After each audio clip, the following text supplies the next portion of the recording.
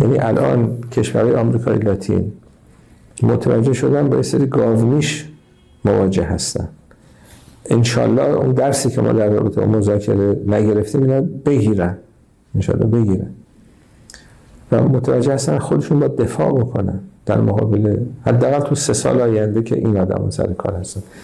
خود کشورهای آمریکای لاتین متوجه میشن که اوضاع خرابه و این فرصته برای ما. یعنی ما در آمریکای لاتین باید چیکار کنیم؟ همون کاری که آمریکا تو منطقه ما کردن. منطقه ما رو برای ما ناامن کردن. ما باید چیکار کنیم؟ آمریکای لاتین رو برای آمریکایی ناامن کنیم.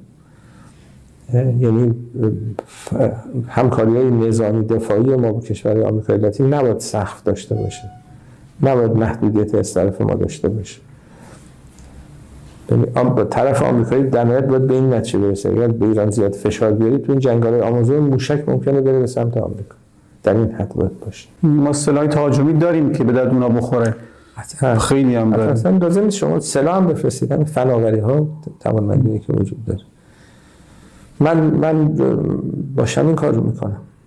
شما این کشورها رو در حوزه دفاع از خودشون تجهیز بکنید و جاهای دیگه هم ممکنه به این راحتی این کار رو نتونن بکنن. برزیل بتونه هزینه انسانی جدی برای آمریکا ایجاد بکنه، آمریکا به برزیل حمله نمیکنه. اگر نکنه به برزیل هم حمله میکنه.